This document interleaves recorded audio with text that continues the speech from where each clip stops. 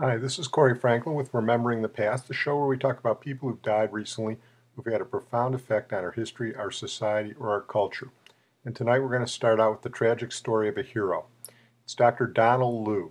Dr. Donald Liu was the chief of pediatric surgery at the University of Chicago hospitals, and he died a tragic death recently at the age of 50. Dr. Liu is a well-liked, well-respected, and talented children's surgeon, and he died while on vacation with his family in Michigan. What happened was he saw two children who were kayaking in Lake Michigan, and he dove in to save them. The children were saved, but he was caught in the rip current close to shore, and he drowned. Here is ABC Channel 7 News with a report on Dr. Donald Liu. The chief of pediatric surgery at Chicago's Comer Children's Hospital drowned today while saving two children. Dr. Donald Liu was in Michigan with his family when all of this happened, and ABC 7's Sarah Schulte is here with more about a prominent doctor being fondly remembered tonight. Sarah? Stacey, Dr. Donald Liu was an internationally recognized pediatric surgeon. He was known for his expertise in minimally invasive surgery. Dr. Liu's University of Chicago colleagues and parents of his patients are stunned by his loss. They say Dr. Liu was a compassionate, caring doctor who would do anything for children.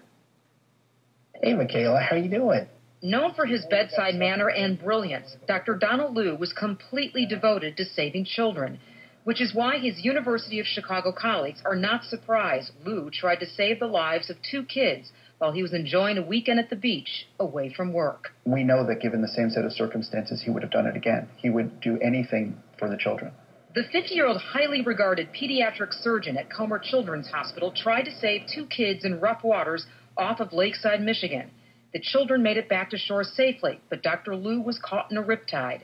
University of Chicago's Dr. Jeffrey Matthews calls his friend a legend in the medical community and a hero. He would operate long into the night and into the next day. He would do whatever it took, no matter how physically exhausted he was, to take care of children. Bailey Brower was just one of many sick children Dr. Liu saved. Born with multiple health problems, Bailey as an infant was given a 10% chance to live. This month, Bailey celebrates her 10th birthday. Her parents credit Dr. Liu. I don't know how to put into words somebody who has given you your daughter. I mean, my wife and I are both just in a state of shock right now that we have our daughter because of Dr. Liu, and here's another family now that's now suffering, based on his desire to save more lives, it appears. Dr. Liu was buried in his surgical scrubs with a baseball from his beloved Chicago White Sox. Truly a hero's death. We're going to move on now to Robert Hughes, who died recently at the age of 74. Robert Hughes was a journalist, he was a television personality, and he was a great writer. Specifically, his main job was as art critic for Time magazine for nearly 40 years, and he elevated art criticism into the public eye. Robert Hughes was Australian. He was born in Sydney, and he carried out most of his work in New York City, but he still remained attached to his beloved Australia. Here's Australian TV reporting on the death of Robert Hughes. Robert Hughes, the man credited with making high art accessible to the masses, has died, aged 74.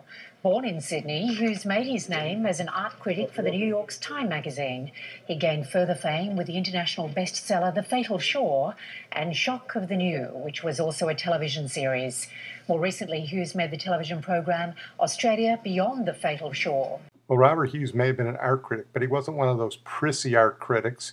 He was blunt, he was candid, and he was quite articulate. And he also didn't brook a lot of the new styles in art. He said what he meant, and often he was a traditionalist. He wasn't necessarily against new movements in art, but he was wary of them. The famous radicalism of 60s and 70s art turns out to have been a kind of dumb show, a charade of toughness, a way of avoiding feeling. And I don't think we are ever again obliged to look at a plywood box or a row of bricks on the floor or a videotape of some twit from the University of Central Paranoia sticking pins in himself and think, this is the real thing. This is the necessary art of our time. This needs respect.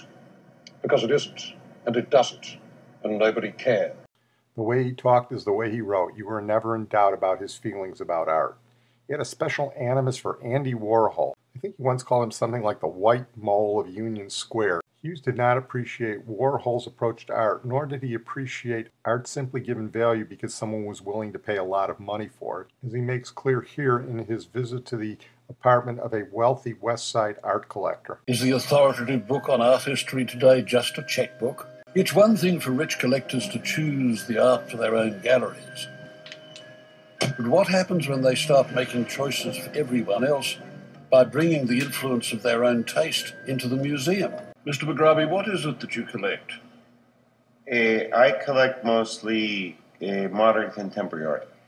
Somebody told me that your father had something like 800 Warhols. Is that true? Yeah, that is true. What's your opinion of Warhol? I think Warhol is probably one of the most visionary artists of our time. He's an artist that has opened every door for every artist today. Did you know him? No, I never met Andy Warhol. I used to.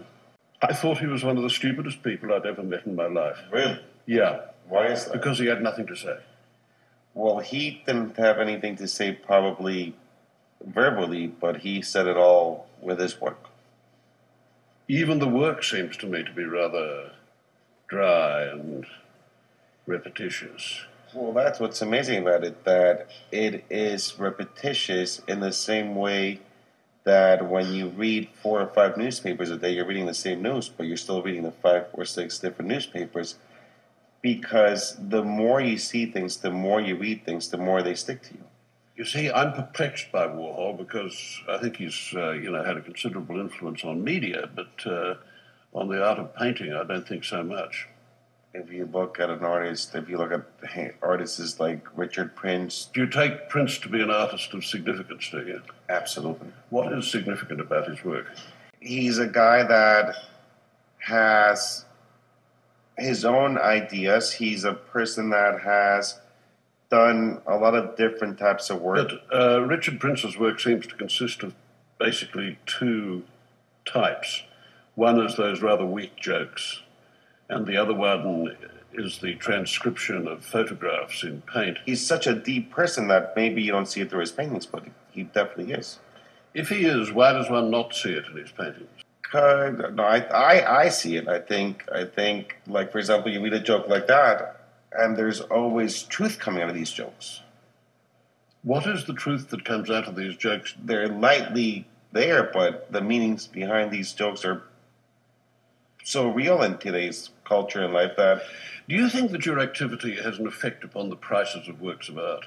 Well, yeah, we influence other people into liking the artist in a way or another, so yeah. Why do you want to do that? I do have an interest in giving Warhol the recognition that I think he deserves. What, you think he's been denied this recognition? Absolutely not. But, I mean, would you like to see your impulses as a private collector translated into museum practice somewhere? I think that would be an amazing thing to happen, and absolutely, I think that's a great thing in collecting. What, it buys you immortality, you mean? Yeah. But that guy was sorry that he let Robert Hughes into his apartment. Besides being an art critic, Robert Hughes was also a wonderful historian and cultural observer. He wrote a number of books and essays on America, sort of in the model of de Tocqueville, and they were broadcast on both American and British and Australian television. Over the coming weeks, I want to write a sort of love letter to America, the country where I've lived and worked as an art critic for more than 25 years. It won't be uncritical, it won't be without its gripes, but it definitely will be an expression of gratitude for what its creative life has shown me. I want to show something of what we can tell about Americans from the things that they've made, and how these images act in the story of American experience. When we look at them through the lens of their art, what do we see? One of his books that I highly recommend about America is called Culture of Complaint, but probably Robert Hughes' best work as a cultural historian and historian in general is about his native country, Australia. His magnum opus is probably The Fatal Shore, the epic of Australia's founding. In it, he traces the founding of Australia from its roots as an English penal colony to today, and how that history as an English penal colony has shaped what Australia has become today, what it's done to the people, what it's done to the land, and what it's done to the society. Old Sydney Town is the only theme park in the world devoted to punishment and repression. The continent of sin had to transform itself into the continent of respectability. In 1999, he traveled back to Australia. He was going to do some documentaries there, and he was hobbled by a very severe auto accident. But after a year's recuperation, he managed to film a lot of documentary history about Australia. He was never really the same after that auto accident, however. When I left Australia 35 years ago, this life on the land was part of my imagination. We all thought of ourselves as somehow connected to the bush and the bush to us. Even though others were living it for us, this rugged life in the outback was near the source of our culture, our poetry, and our songs. Okay. Right, go on and lead off, Bob. All right, off we go. Once a jolly swagman camped by a billabong under the shade of a coolibah tree, and he sang as he watched and waited till his billy boiled. You come a waltzing Matilda with me. That's the way we should wrap up Robert Hughes, singing Waltzing Matilda with an old swagman. We're going to close tonight with Sir John Keegan, the British military historian who died recently at the age of 78. And he wasn't just a military historian, he was probably the top military historian in the world. He was a lecturer, he was a writer, he was a television and radio personality, and he was a teacher. He taught at Sandhurst, which is the British equivalent of West Point.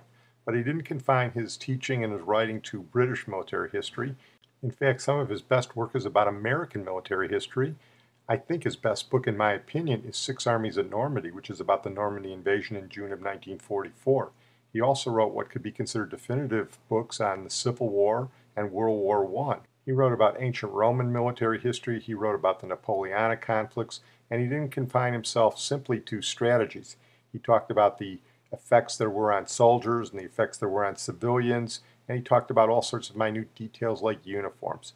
So he was really a genius.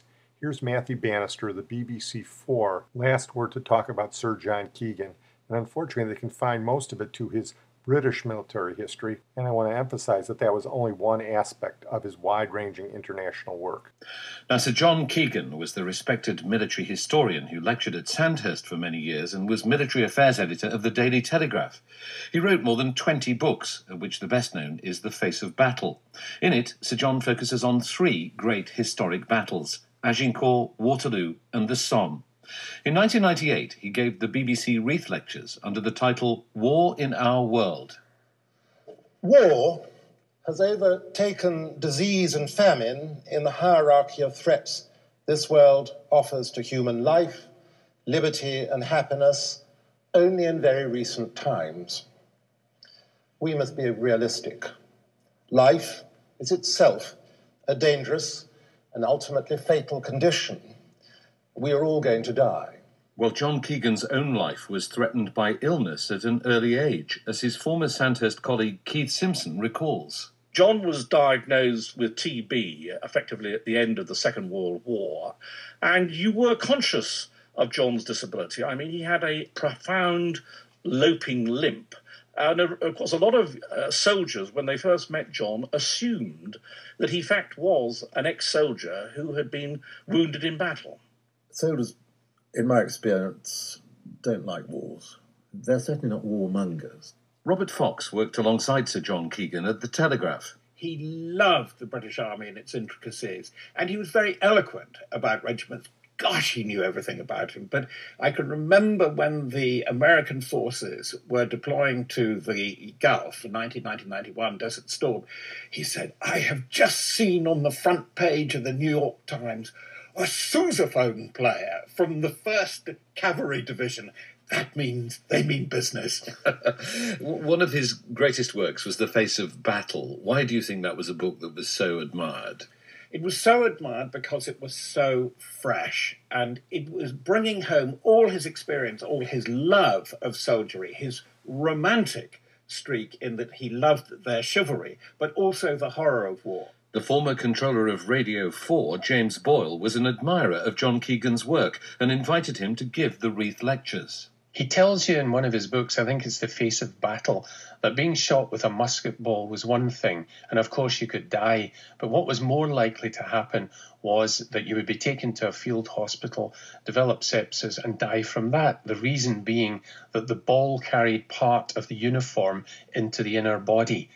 And it was detail like that that was just enchanting from John. And it was always in the interest of telling you how horrid and squalid the whole thing was. What was his working style? Was he very well ordered, very well organised?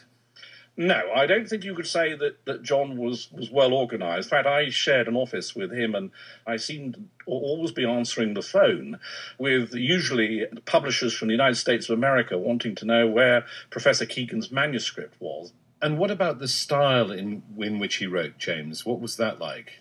He took a cliché that he felt applied to him, and he thoroughly polished it and made it live again. This is what he said. He said, "I had a good war." It's not a phrase to be written, still less spoken with any complacency, but of a small boy whisked from London at the first wail of the sirens to a green and remote corner of the west of England, and kept there until the echo of the last shot fired was drowned in the sighs of the world's relief in August 1945. It's noticeable that even the most anti-establishment journalists very often form tremendously warm and quick affections for soldiers when they're thrown among them. And I think in a way that it's because they do rather the same thing. They've got to do it now. You know, the thing about journalism is it's all got to be now. My sense of him, I met him only once, was that he was a gentleman, a real gentleman. Is that a fair way of describing him? He had charm that went right through like the lettering in Brighton Rock.